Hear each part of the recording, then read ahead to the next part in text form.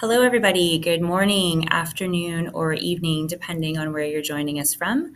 My name is Allison Pitlack, and I am the program lead for cyber here at the Stimson Center. We're really happy to have been able to organize this event today. The proposal to establish a United Nations program of action to advance responsible state behavior in the use of ICTs, aka a Cyber Program of Action, or POA, is one of strong interest for the team here because of its potential to really impact the global cyber governance landscape. And from our perspective, with our programmatic focus on accountability mechanisms, a POA has the potential to address some of the accountability gaps and challenges that we see with respect to state behavior in cyberspace, as well as to improve coordination around capacity building, information sharing, and more. And it's also a topic that I think I've been personally interested in for a while. I first got interested in the POA proposal when it was first made in 2020, and have written a couple of reports about it. The first looks at lessons learned from the program of action on small arms and light weapons. This was published in my prior job at the Women's International League for Peace and Freedom, but I also think it really typifies the kind of research we are doing here at Stimson in looking at lessons learned from other non-cyber areas. And a second paper published in 2021 identified several priority considerations for cyber POA supporters to consider. This was commissioned by the Canadian government and submitted to the UN Open-Ended Working Group. So maybe just as a quick background for the audience who are maybe a little bit newer to the topic, I know that we've got a wide or a high level of participation, which is great. The proposal for a cyber POA first surfaced in the UN's Open-Ended Working Group, or OEWG. It's an acronym you'll probably hear a lot over the next hour. In 2020, made first by Egypt and by France. It gained traction and supporters, and in December 2022, the UN General Assembly adopted Resolution 7737, which welcomes the proposal to establish a program of action to advance responsible state behavior in the use of ICTs in the context of international security. And the resolution also sets out a pathway for interested UN member states to share their views on the scope, structure, and content of the possible new instrument through regional consultations and written inputs. And these will culminate in a report from the UN Secretary General later this year.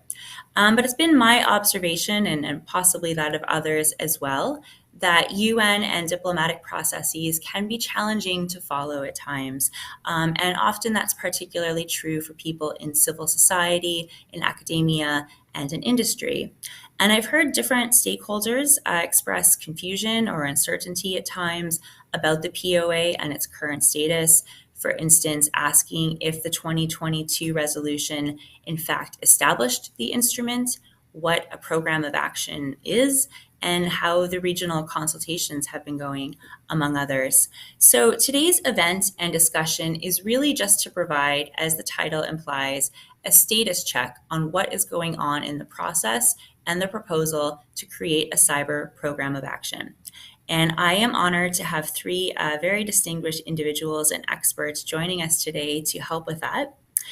We are first going to hear from Catherine Priseman from the UN Office of Disarmament Affairs.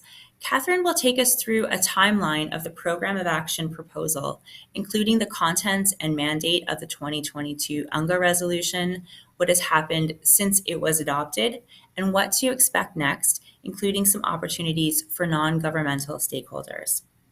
We'll then hear from Moliehi Makimeni from the UN Institute for Disarmament Research, also known as UNIDIR.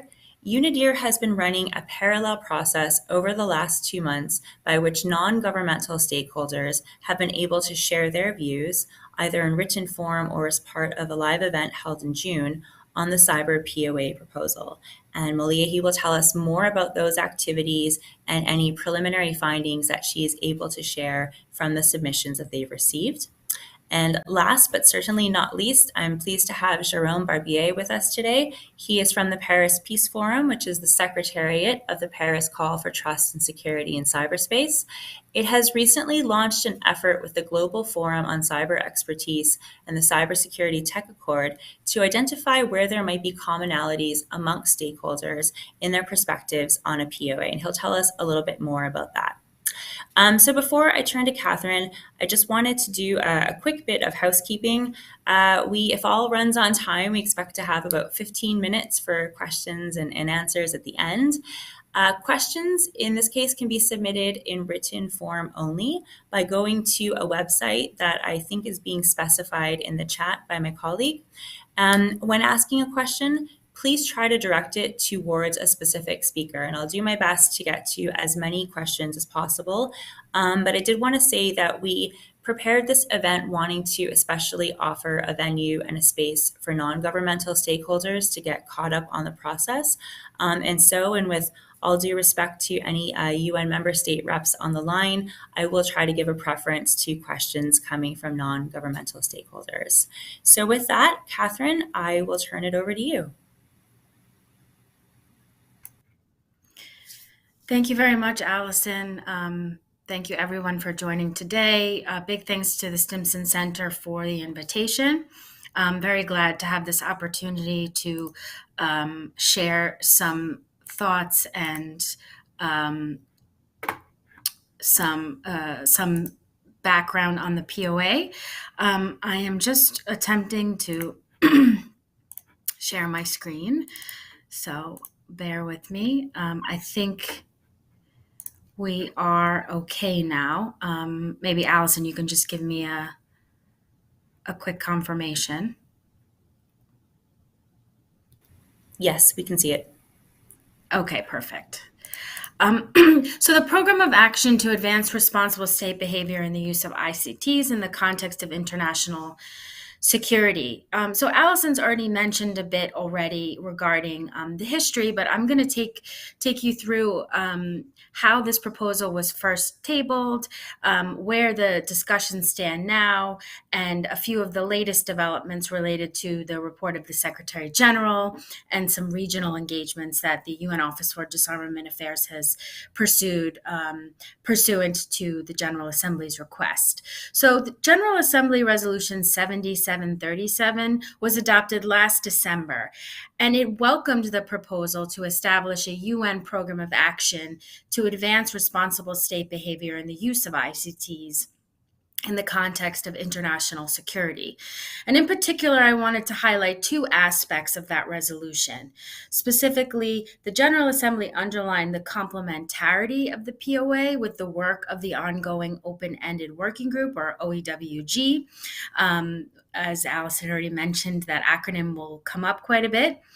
And that any future mechanism for so-called regular institutional dialogue under the auspices of the UN on ICT security should be action-oriented with specific objectives, building on previous outcomes, be inclusive, transparent, consensus-driven, and results-based. So this resolution tabled last December after its consideration in the first committee sort of has consolidated the last few years of discussions on the POA. So what exactly is the proposal for a POA? Well, the POA has been described as a permanent, inclusive, action-oriented mechanism with several functions, including to discuss existing and potential threats, support states' capacities and efforts to implement and advance the framework for responsible state behavior, to discuss and further develop the framework, if appropriate and as needed, promote engagement and cooperation with relevant stakeholders. So this is an important, in particular for this discussion today. And lastly, to periodically review progress made in the implementation of this framework.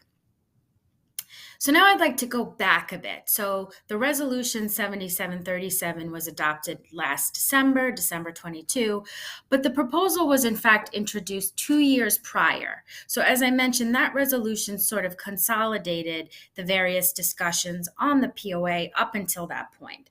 So as Allison already mentioned, the POA was first introduced in the context of the 2019 to 2021 OEWG, so the so-called predecessor OEWG of the current working group. And this was discussed under the agenda item regular institutional dialogue. So, where a regular institutional dialogue on ICT security should take place under the auspices of the United Nations. The proposal was presented by a group of co-sponsors. You'll see it's a cross-regional group of, for example, the EU and its member states, but also members of Latin America, of course, the Western and Others group. So there was broad support from the outset. And this group of co-sponsors introduced a concept note on the organizational aspects of the proposal, along with a text proposal for inclusion in the OEWG's report. So you'll see here there were three products, so to say, of the co-sponsors. So a text for the outcome document, the so-called report of the open-ended working group, that formally recognized a UN POA that would be a dedicated mechanism to follow up on implementation of existing undertakings while providing a periodic opportunity to assess whether additional actions are necessary.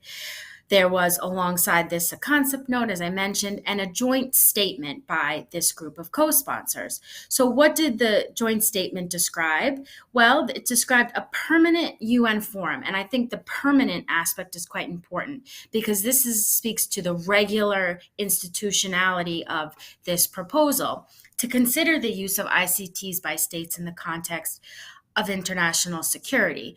And at the time, there's very important contextual information here. There were two concurrent intergovernmental processes ongoing. So there was, of course, the OEWG that we mentioned, where this proposal was introduced. But simultaneously, there was a group of governmental experts, or GGE for short, that was the sixth GGE in a series that had started to convene beginning back in 2004. Now, a GGE by its nature is a limited participatory group where usually about 20 to 25 experts of governments are present. So in view of these two concurrent processes, the co-sponsors presented the POA as a means to create a cohesive framework, a single framework based on a political commitment that could support implementation of recommendations, norms, and principles agreed, and have regular working level meetings to follow up on implementation. Other critical aspects were to step up cooperation and capacity building, and again, importantly for this discussion today, to organize consultations with other stakeholders who are working on cyber-related issues in the context of international security.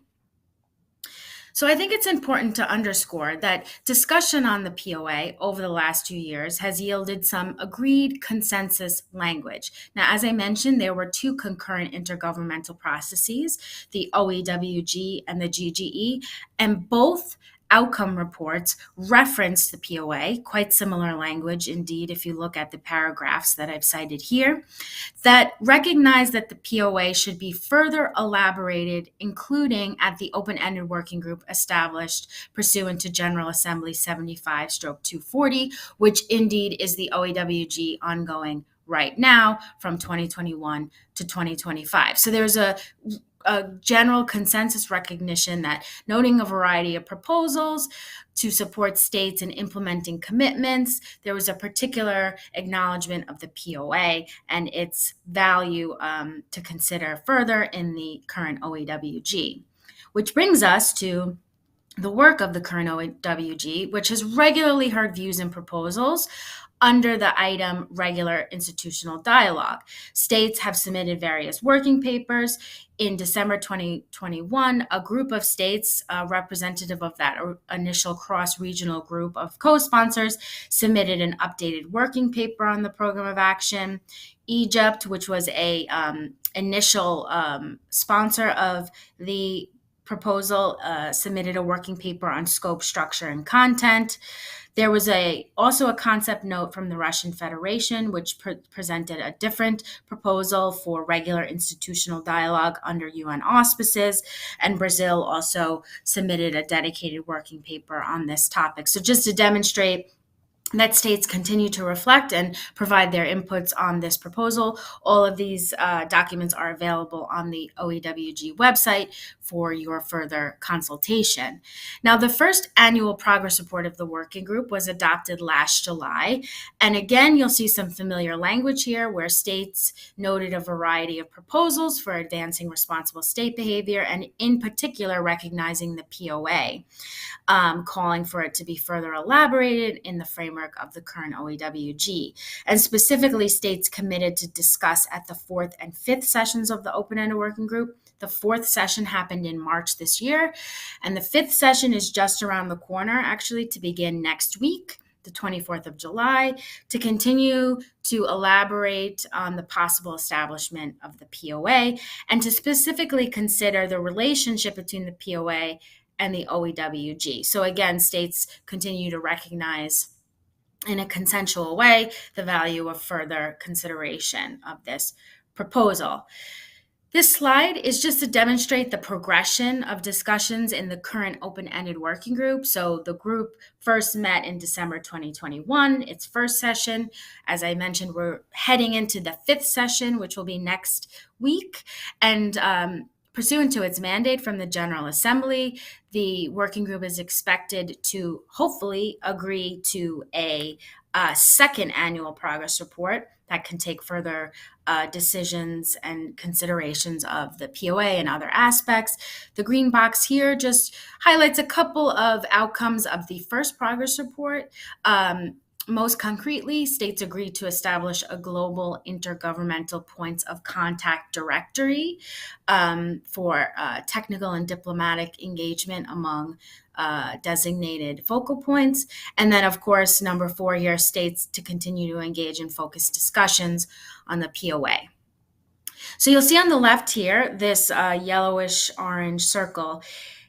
In addition to discussions in the OEWG, as I started on my first slide, the General Assembly adopted a dedicated resolution in December 2022 on this proposal, which started a separate but related track to discussions on the POA. Now, what did this resolution request? Well, first, it requested a report of the Secretary General that would be based on the views of states on the scope, structure, and content of the POA and preparatory work and modalities for its establishment. So member states' views were solicited, and as of June, 41 member states have submitted their views. They're all listed here, and this link here on the left, you can see and consult the full inputs of states that variously reflect, pursuant to the resolution, the scope, structure, principles, content, preparatory work, modalities for establishment, follow-up mechanism, and implementation.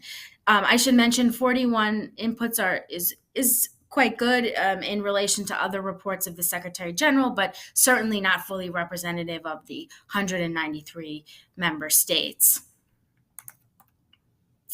So the report of the Secretary General is hot off the press. It was just issued the end of last week, so you can find it on the official document system of the United Nations under A/78/76. And the Secretary General provides a consolidated summary of the elements of the submissions received from member states based on those views, and he also provides some of his own recommendations and observations. And I highlight here in particular the very last paragraph of the report, which sort of encapsulates his recommendation that states should continue to discuss under the auspices of the OEWG, and that it's really important in considering the proposal to work towards consensus, since this is the real value add of a fully inclusive General Assembly process, and that the participation of the whole of the membership is really essential to its success. As we know, ICT security is a so-called, borderless challenge that we all must engage with together. So That report also includes all of the inputs received from states, so it serves hopefully as a useful tool in further consideration of the proposal. A couple of other highlights from the report. The Secretary General acknowledges the urgency of strengthening the safety and security of the ICT environment, including enhancing the protection of civilians from malicious activity, which has grown exponentially. He further reiterates that the ICT environment is not lawless. The rule of law exists in the digital sphere just as it does in the physical world. And this progress has been hard fought in acknowledging the applicability of international law, so it must serve as a baseline for future work. Consideration of the POA should be done in an inclusive and transparent manner, firmly based on previous consensus agreements and progress made in the General Assembly. Flexibility and adaptability is, of course, important considering the dynamic nature of these such technologies. And finally, broad agreement that the open-ended working group should play a key role in further work on the proposal and that its current mandate, set to conclude in 2025, could facilitate additional exchanges. I want to conclude with a reference to another part of the resolution that requested the ODA Secretariat to collaborate with regional organizations to consult on the POA proposal and to provide states with a further platform for consultations, consideration of the proposal. So ODA has tried to reach out to a geographically diverse set of organizations from Africa, the Americas, Europe and Eurasia, Southeast Asia, Pacific, and Middle East and North Africa. So we've conducted nearly all of these consultations, with two forthcoming with the Shanghai Cooperation Organization and the League of Arab States. The others have been conducted in various formats, but really these consultations have been a further avenue for states to reflect on how to take forward the POA, how it would serve the purpose of regular institutional dialogue for ICT security. So with that, I will conclude and once again thank Stimson for the kind invitation, and look forward to hearing from the other presenters. Thank you very much. Thank you, Catherine. Yeah, as I said at the start, it can be hard to follow these processes, and I think your presentation is really great at taking us through a lot of details, and I especially appreciate the diagrams and just the walkthrough on everything. You mentioned several different websites in your presentation. Would you be willing to put those into the chat so that our viewers can access them? Thank you.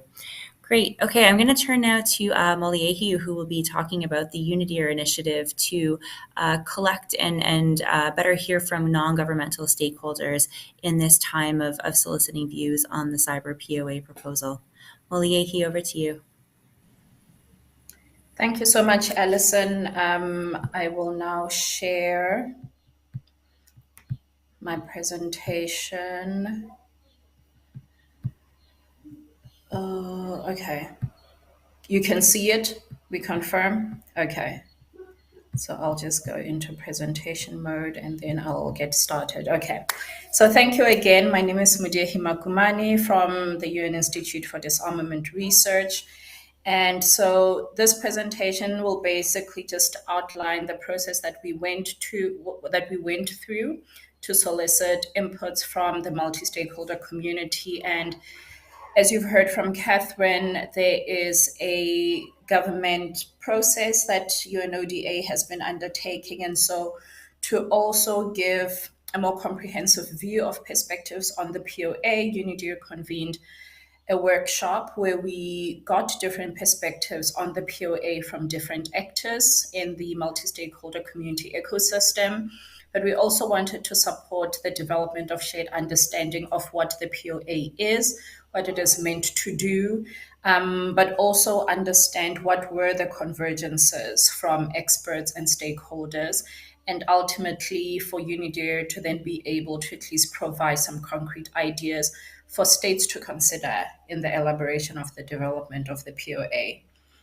And so what we've then done is, through Allison's amazing presentation during her time with us at the workshop, we were able to then understand what have we learned from the POA, from previous POAs in the UN system, but also how can we use it.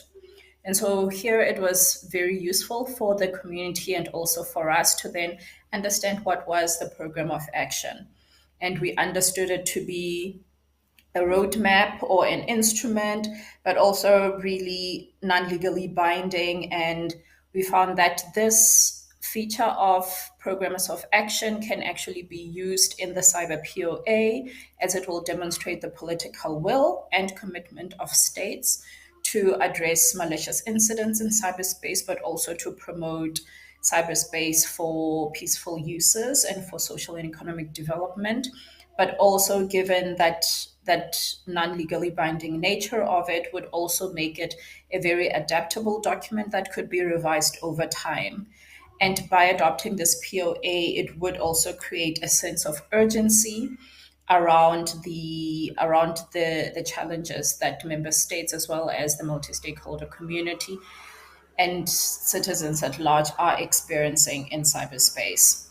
The second element that we looked at were the common elements of programs of action, and we learned about the action-orientated language, roles and responsibilities, but also relationship with the UN, as well as the features of the declarations. And here, really, what we got from the workshop was that the multi-stakeholder community would be interested in exploring this feature of the POA, which is the declaration, and really then making input into this part of the POA to really highlight the issues that are of primary importance, including gender perspectives, but also sustainable and consistent engagement with the multi-stakeholder community through its different networks of experts, as well as getting access to and information sharing on different elements.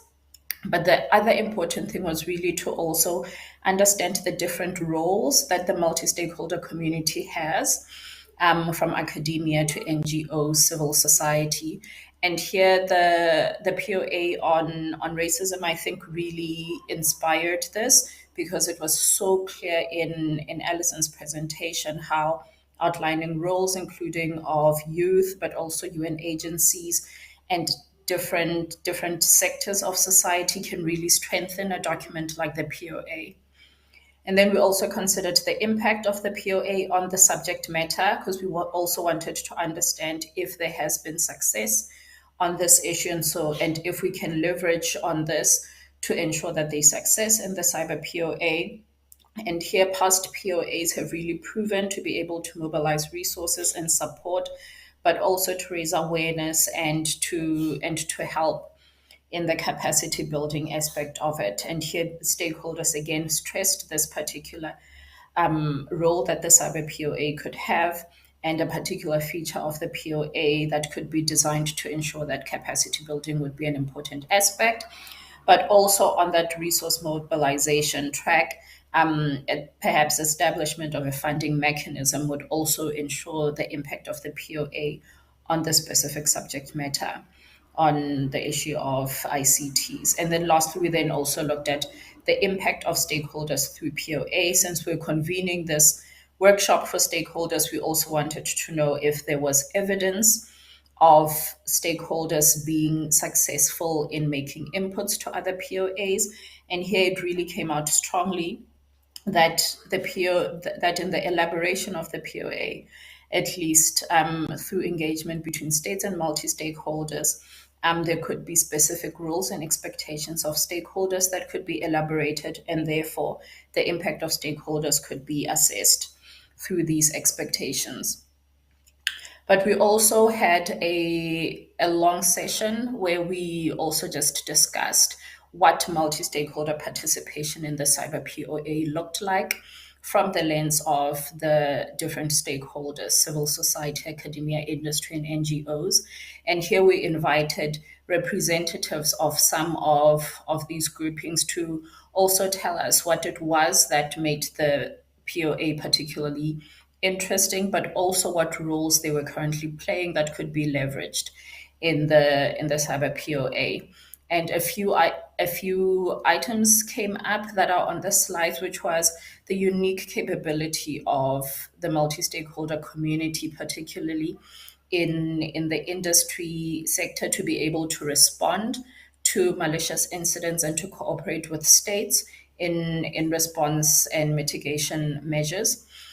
Secondly, engagement on human rights. Civil society organizations have, as well as NGOs, have reach that sometimes states do not have, especially at the grassroots level, and so would be able to understand this nexus between cybersecurity as well as human rights, and how in states promoting cybersecurity could continue to protect and promote human rights and fundamental freedoms. Capacity building is also another issue that multi-stakeholder communities stressed, that they've got decades of capacity building, both tailored as well as broad capacity building, and have played different roles as either implementers, but also providers of capacity building, and that experience could be leveraged. Raising awareness was also an important aspect of what the stakeholder community could bring to the POA and how that experience can be leveraged, but also analysis of the human impact, which is something that is not spoken of a lot, but a lot of civil society organizations and NGOs are already starting work on this and can give member states a picture into something that they don't always have insight into when they make their decisions around which policies to adopt, but also how to even implement the framework.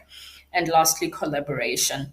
We can learn a lot from the different models of collaboration that multi-stakeholder communities enter into amongst themselves with regional organizations, but also with states. And so, since we focused on, in a way, mirroring what the ODA state process would be looking at, we also focused on understanding the scope, the structure, and the content of the future POA. And here under scope, there was really a lot of stress on the fact that the POA should primarily take on a few key priorities. One being promoting the implementation of the framework for responsible state behavior, but then alongside that is also providing oversight. And so the oversight role of the POA would also be to not just take the reports of member states on how they're implementing, but to actually be able to derive some insights on that, on what needs to be done, how other states can be helped, as well as what needs to be adjusted in the broader framework, but also as a platform to also discuss whether there are gaps in the framework as it currently exists, and deciding on what kind of relationship with the UN the POA would then engage on to fill those gaps, or at least to start discussions on those at the member state level. But also to provide threat intelligence, which is something that has come up a lot during the open-ended working group discussions. This is a particular role that the multi-stakeholder community also felt the POA could play, leveraging on the different expertise and insights that the community already has, but also to promote multi-stakeholder agreement outside of consistent UN guided modalities that are consistent across the system. The community also felt that the POA could also provide really strong language for the importance of the multi-stakeholder community. On structure, it was really stressing that the community would like to be involved in the discussions on the rules of procedure that the POA will have, including on how many meetings, but not just number of meetings, but also that those meetings, both formal and intersessional meetings, should really be designed to be responsive to developments, and so shouldn't be too long before discussions are being had, but there should be a lot of activities in the intersessional period to keep everyone up to date, but also development of expert groups to also make assessments on different threats or implementation across during the sessions of the POA, but also importantly, development of reporting and feedback mechanisms, as well as the development of that funding mechanism for capacity building projects, but also to support members of the multi-stakeholder community that also need assistance.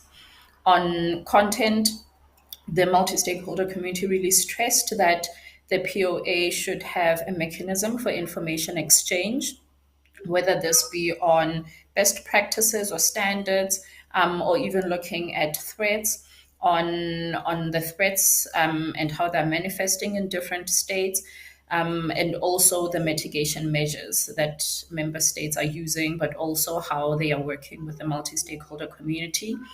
An inclusive process to assess threats is also something that the community also stressed would be useful to have, where they can all discuss with member states on how threats are manifesting and what they see as emerging threats. NOMS guidance text is something that has also been stressed as a big project that the POA should take on. Complementarity of capacity building projects. The multi-stakeholder community stressed that there was a lot happening, like I said, and that there shouldn't be duplication, but also an inclusive decision-making process. So the multi-stakeholder community should not just be involved in the beginning and then left out at certain levels, but also continue to be part of the process.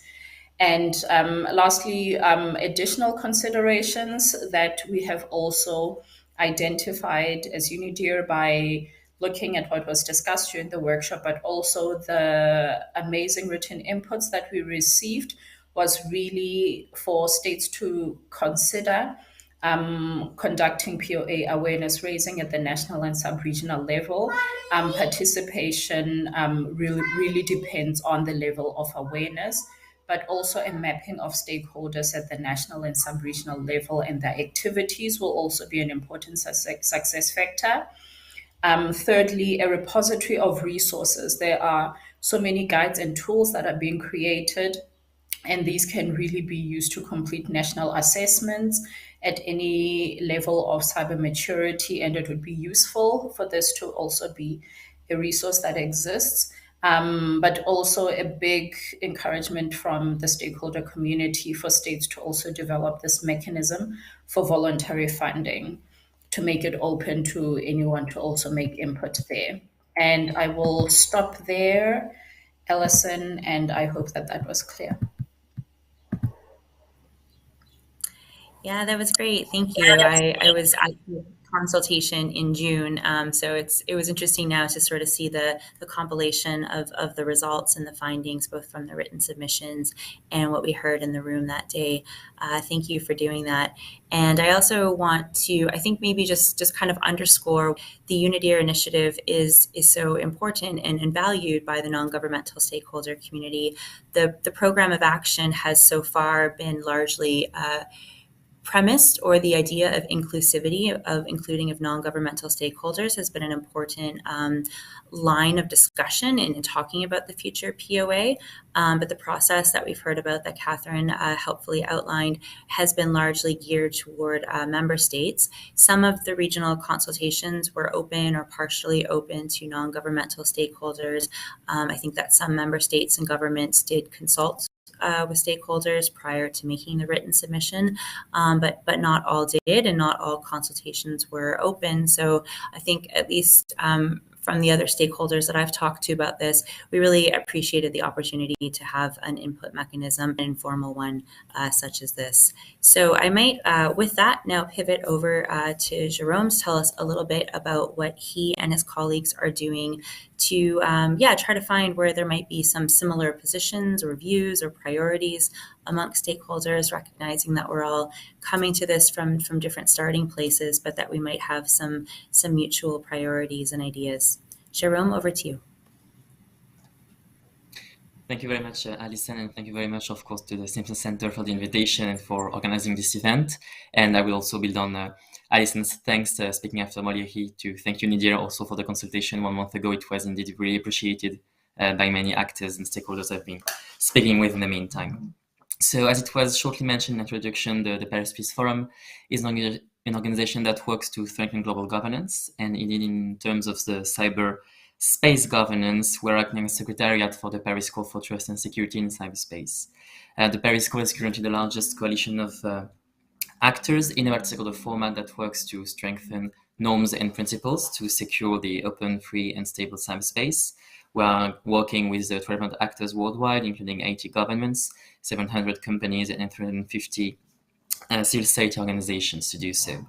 As Alison mentioned it in the introduction, we have been launching a coordination process with the Global Forum on Cyber Expertise and the Cybertech Accord a few weeks ago to unite different inputs from the stakeholder community to design the upcoming Cyber POA. As was mentioned, there is an intergovernmental process coordinated by UN ODA for the UN Secretary General report when it comes to having inputs from governments on this dimension. And we thought it would be interesting to just unite all different communities to have a single process, also to have a common position, a common base at least for the stakeholder community. The reason why we did that is that I think many NGOs in the room or private companies might have the same feeling. There have been and there are still a lot of processes when it comes to building norms and principles to secure cyberspace, and we have limited resources to do so. So we thought it would be interesting first not to fragment the efforts between the stakeholder community and to speak with a single voice. It's actually also very important to raise better political awareness around this and also show to the delegations that there is a strong interest from every actors that are concerned by the stability of cyberspace to have an efficient and as far as possible inclusive cyber POA. To give you a few concrete elements of this coordination process, we just started it for this 5th substantive session. So we will have a first common position paper that will be released on Wednesday, July the 26th, which should be understood as the basis for the stakeholder community. So of course, the main added value of the stakeholder community and what we can bring to the OWG, but as well to the upcoming Cyber POA is the diversity of this community from different backgrounds that we have, the private sector, civil society organizations, academia also, and different technical actors from the technical community. So the idea is not just to all speak with a single voice, but I think we all agree, and I've seen that from the first answers that we got to different inputs we received, and I will show you the first highlights at the end of my intervention, that we can agree on very minimal points that we can raise towards delegations to actually have something common on that. Maybe before giving you a few highlights about what we got from the different inputs and what we can say in this upcoming position paper, and of course we are very open to including every actors interested that are listening to us today. Maybe a short word about why actually the stakeholder community is involved. Thank you very much, Catherine, to giving a few sense and coherence to the history of this process, because we know it's a lot complex. The why is a question that I receive a lot from the stakeholder community, especially from the private sector when it's not large systemic actors from tech sectors.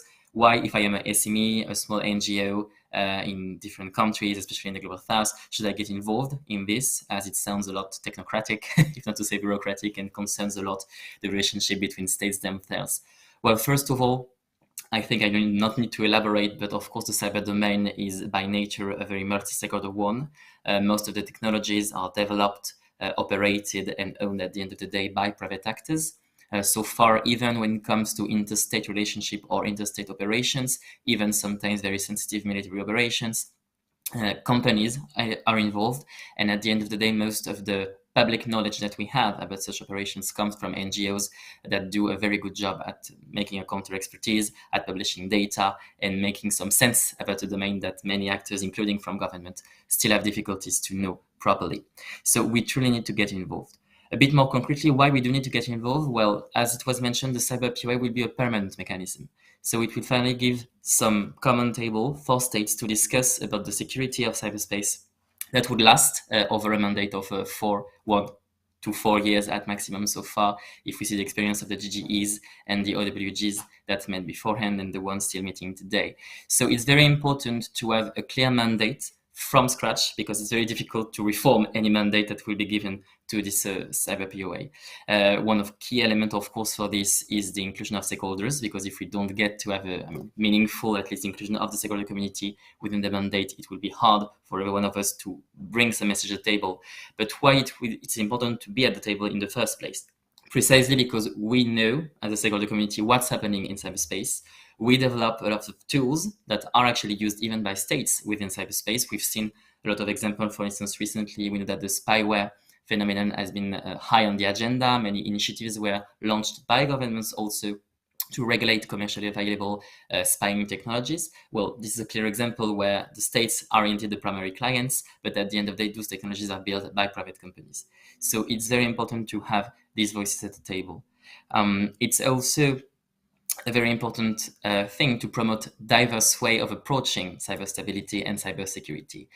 For discussions that relates to relations between states from the international security perspective, there is a traditional approach that usually emphasizes very traditional security debate. If we want to bring, for instance, a human-centric approach to international cybersecurity, including the whole array of diverse issues such as the gender-based harm that comes from cyber impact that are disproportionate to women, for instance, it's important also to have NGOs concerned primarily with those issues coming in those conversations that might seem specialized or technical, to bring those perspectives that might not be dealt with by the delegations from governments in the room, not because they don't care, but maybe because they are not specialists, because they didn't thought of it, and because they have a lot of things to deal with on the margin of that. So it's important also to have this diversity of opinions for this. So maybe to stop with and to leave time for the questions, because I hope there will be many of them in the room. A few highlights from our own construction process. And again, the idea is to have the first step July 26th during the 5th session, but of course it will be ongoing as the discussion to build the cyber POA will be ongoing on the governance side. First of all, there is a very, very diverse familiarity with not only the cyber POA, but UN processes relating to the security of cyberspace. So there is a clear issue, and thank you again to the Citizen Center for the event today, also to raise better awareness among the stakeholder community about why it's important for them also to get involved, and that actually maybe there are a lot of very difficult terms, even conflicting processes, etc., but it's not that complex to understand what's at stake and to get involved, even though we don't get the accreditation process at the end of the day, which is, of course, an issue. There are three main points that are clear in the different inputs that we received when it comes to what the stakeholder community can do within the cyber POA and what the stakeholder community would recommend for states to take into consideration.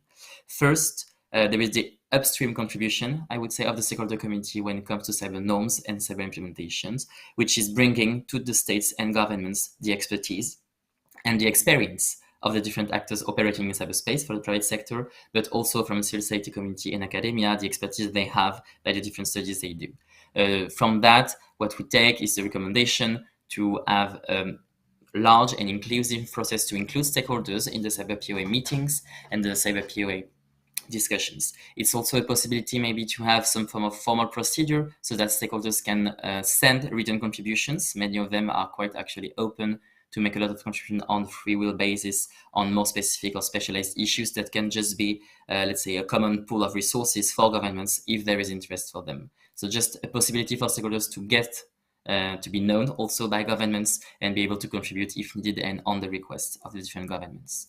Downstream, there is two main contributions that the stakeholders mentioned. First of all, of course, and it might not be a surprise because it's the most obvious one usually when we think of the stakeholder contribution to cyber stability, is the implementation of the norms and processes agreed between states, and of course the capacity building issue. On that end, stakeholders, and it was recognized in the many DGEs and also OEWG's report, are key actors to contribute to capacity building, especially in emerging nations, but also to get actual implementation of the different norms and principles that are agreed between states, as we then need to clarify how they could concretely apply to different technologies and on the different territories. Finally, there is a last point that is clear and largely consensual between different actors, which is about the visibility, I would say, but I will still need to find a better term before Wednesday 26th in the final paper, of the different norms agreed on the cyber POA and on any decisions or discussion between states at this issue. What I mean by visibility is that many stakeholders highlighted that this difficulty many NGOs, SMEs faces when thinking of the discussion there is even at the moment between states is to access such very large macro discussions and norms. And there is the same issue downstream when you think of local actors that don't really know how this could actually impact them, don't know how to position themselves, and don't know what they could do to implement the different recommendations, to behave properly, and to also, it may be surprising, but often, to just speak with their own governments, regional organizations, and how it can be done. And many stakeholders that are already a bit more involved in UN processes, in the OWGG at this moment, or even the cyber domain more largely, are actually quite open to also do this role of mainstreaming the issue on their own territory, on their own communities, and also, for instance, even though the UN has 6 official languages, to just translate a lot of recommendations in languages that might not be UN official languages, that can also help a lot of communities, especially those who might be very strongly impacted when it comes to conflict zones, for instance. The sort of actions the community might do, and so we'll be summarizing that and publishing it soon, and happy to include any other actors that would like to contribute to that and join forces with us. And so I will conclude on that, and thank you again, Alison and Simpson, for welcoming us today. Yeah, thanks for that. That was really helpful to hear already what you've been getting in through the process that you've been running. We've got quite a few questions starting to come in. One of the first questions, actually, and I probably should have gone through this maybe in my introduction, but I'll throw it open to any of the speakers, is just, talking through a little bit about the definition of a program of action in this context.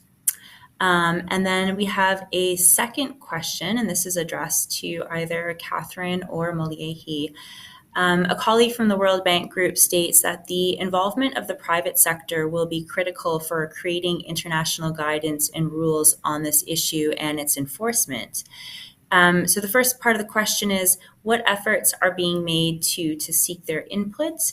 This is in light of the difficulty in amalgamating private sector views in light of the lack of a representative industrial body. And then the second part of this question, and again, this is for Catherine or Moliehi, how does the UN envision the enforcement and compliance of the POA or any future international norms by the private sector?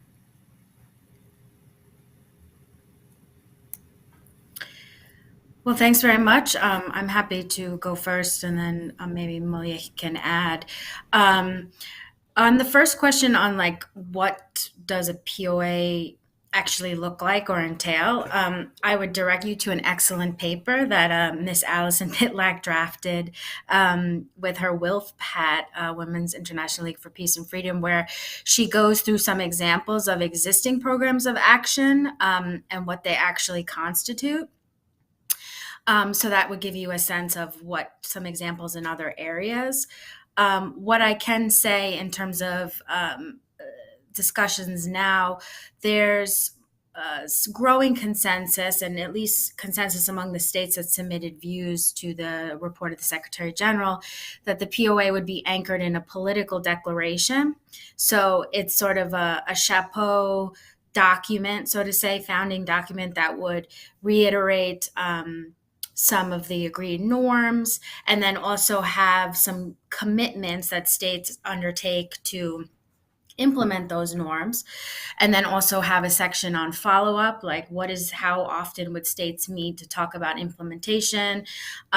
So it's, I mean, in practical terms, it would be some sort of document, political declaration, political document that states agree, that has some chapeau principles and objectives. What will the program of action do? And then commitments of states, and then follow-up action. I mean, in very broad terms, that all of that would have to be negotiated and agreed among states. So that's in broad terms. As I said, definitely consult Alison's research on other examples of POAs. And I think this leads into the second question on enforcement and compliance. Politically binding in and of itself is just that. I mean, it's not a convention where in conventions, for example, in international law, you have some compliance or enforcement mechanism or a dispute mechanism if an issue arises out of implementation. I mean, a program of action in and of itself is considered, especially how it's being discussed here, politically binding. So the UN in terms of the Secretariat, we certainly would have no enforcement powers. The UN in terms of the states, they would have none either, except that it's a commitment on a political level where states invest some political will, and there's follow-up meetings to discuss implementation and to address any challenges that states are facing. So that would really be the so-called I wouldn't say enforcement, but implementation mechanism. And the way that the supporters of this proposal have discussed it, it's really supposed to be practical and concrete so that states can come forward and discuss their own challenges and self-assess why it's been difficult to implement one normative agreement or another. And then in terms of the private sector, I mean, Muliahi can speak about UNIDIR's very important work on stakeholders, but from the UN side, I mean, the Secretariat, we do all we can to engage stakeholders in the OEWG process, and then whatever comes from the POA, and I'm sure, I expect that stakeholder engagement will be key to that. We will continue to facilitate and seek the views, and in our view, stakeholder is encompassing. That's why we use that term in cyber, and not NGOs, where we tend to use that in other disarmament processes that are more traditional advocacy groups or things like that. But in cyber, we need a more inclusive understanding of stakeholders, of course, including private sector, because of their unique role. And I would just underscore what Muliahi said about stakeholders providing expertise that member states in and of themselves don't have. Certainly the UN doesn't have like threat intelligence. Like what are these companies who own and operate the ICT infrastructure, what are they seeing in terms of threats emanating from use? So definitely important point to raise there. Thanks for the questions.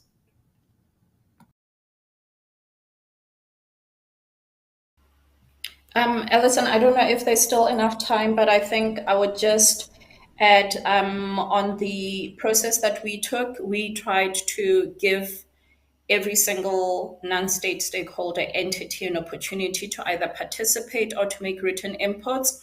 And what we have received, we received approximately 16 written inputs, but we had definitely a lot more. Over 100 stakeholders participating in the workshop. And that was just our way in our one-time event to solicit inputs that way. And we did get a lot of private sector actors. And like Catherine said, what we also found was that there were so many subsects of the sector itself that we still have a lot to learn about, from software operators to developers to the infrastructure owners and maintainers. There's so much for us to still learn about how those different players are actually involved in the big cyber work, or even specifically for cyber in the context of the first committee. And so if there are initiatives, I think what Paris Peace Forum is doing is one of those really good ones that even we will be keeping an eye on.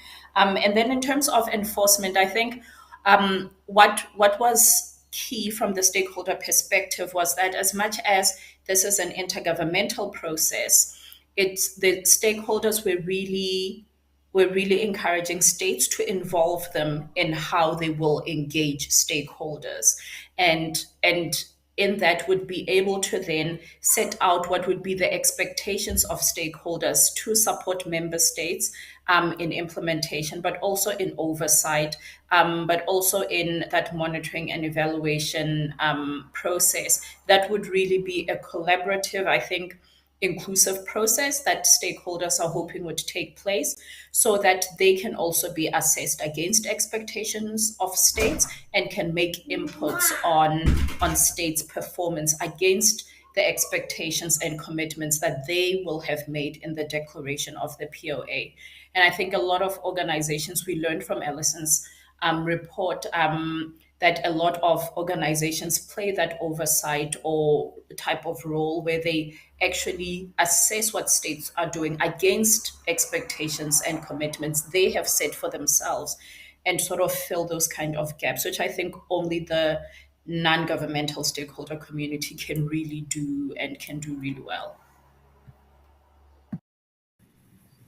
Thank you. Thanks also for the shout out on my research. If anyone wants to talk more about that offline, we're almost out of time. I'd be happy to. I did a lot of reading of other pre-existing programs of action, so have some thoughts on what they are and how they operate.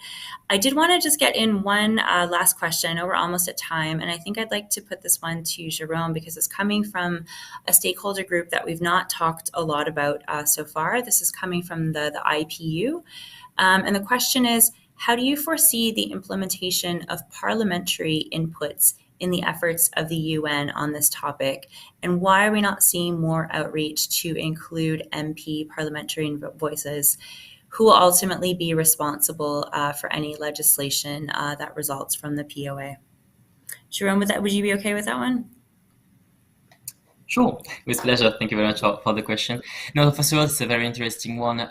So I can also mention what the forum is doing besides, of course, in relation, but besides what we are doing at the moment in the OAWG.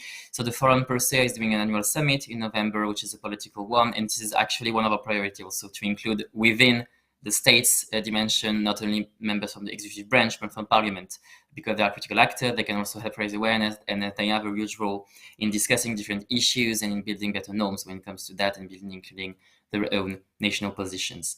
Well, in the framework of the United Nations, and although we are not directly a formal body and we are just an NGO, formally speaking, I think it would be a bit sensitive to directly involve members of parliament, as usually national procedures already stage the manner different parliament exchange with their governments when it comes to having that position. There are conflicting and different national traditions when it comes to that, so it could be a bit difficult. That being said, for the formal process, of course, and different positions, it's a very important topic indeed, and something we can clearly work on, especially from the stakeholder community, to work with members of parliament that we know might be a bit more concerned or a bit more aligned with different positions, that might have viewed involve the broader stakeholders' involvement. So indeed, it's something to work upon. Especially, of course, with the Interparliamentary Union that's doing a great job since the 19th century when it comes to interparliamentary cooperation. So from the stakeholder community side, at least, there is a huge will to interact with different members of parliament from a transnational perspective. So happy to exchange further about what we can do together. There are possibilities, of course, to write some, let's say, common position paper also with the stakeholder community and doing so. But when it comes to within the UN properly, I think I'm not a specialist on that, but I think there will be some limitations when it comes to the possibility of the parliaments to be included beyond their own government position. But, I think Moriahi might have some additional inputs on this dimension. Gosh, literally, if there's time, Jerome, I was just gonna say that we've seen interest in parliaments. UNIDIR was invited to present to the Joint Parliamentary Assembly of the EU and the ACP, Africa, Caribbean, and Pacific states. It was a non-resolution item, but we were allowed to brief, and the debate following that briefing was very constructive. And I think that those kind of awareness raising type of activities are also really good. And yeah, as a UN entity, we also remain available should you be interested. Go for it, Catherine. Thanks, Allison. And I'm mindful of the time, but I just wanted to jump on this parliamentarian question, which I think is really important. And from our perspective at the Secretariat, we see parliamentarians playing an important role to support peace and security in cyberspace. I think one of the things parliamentarians can do is to work with other branches of the government, civil society, academia, private sector, technical community to understand holistically the risks emanating from cyberspace. I think there's an advocacy role that parliamentarians can likewise play in building public awareness. And then also fundamental to the legislative function, parliamentarians can certainly play an active role in looking at the legal frameworks and considering how they might be adapted, and to consider how they conform with the normative framework. And then once the POA perhaps comes to fruition, looking at the legislative compliance in that regard. Thanks. Thank you. So I think that unfortunately we are out of time. I know there were a few other really great questions that I would have liked to have been able to get to, including about clarifying roles for military versus private actors. There was also a question about if the slides will be made available. I think that in this case they will not be made available, but if any of the audience has questions for any of the speakers, please feel free to contact me and I can put you in touch with whomever it is that you wanted to put your question to. And then there was also, of course, a question about what is the timeline for the POA and what are the key moments. So maybe just as part of a bit of a wrap up here, unless Catherine wants to take the floor on that. No, okay. Yeah, I mean, just to say, I think, the sort of formal processes have wrapped up, like the regional consultations that will happen have happened. The SG's report is out, which reflects the written inputs. So now I think my understanding anyway is that it's kind of back in the hands of the POA supporters, the member states who have been leading this initiative to think through what they want to do with it next. As everyone mentioned, the 5th substantive session of the open-ended working group is next week. I anticipate that this topic will come up in the context of the group's discussion of regular institutional dialogue. Probably the next big moment in the sort of first committee calendar is the next session of the first committee itself in October. It sits for over a month. That's where last year's resolution was cooked. That's where the open-ended working group resolutions were developed and adopted. So it's possible that if there is further forward action to advance the POA in the UN, that we'll see some activity around this coming up in October, just around the corner. So thanks very much to our audience. A really big warm thanks to all of our speakers. I know it's a super busy time as you prepare for next week, so I do appreciate your taking time to join us today. I want to also just say thanks to the team at Stimson for all of their support in putting this event on. And yeah, wishing you all a great rest of day wherever you are. Thank you.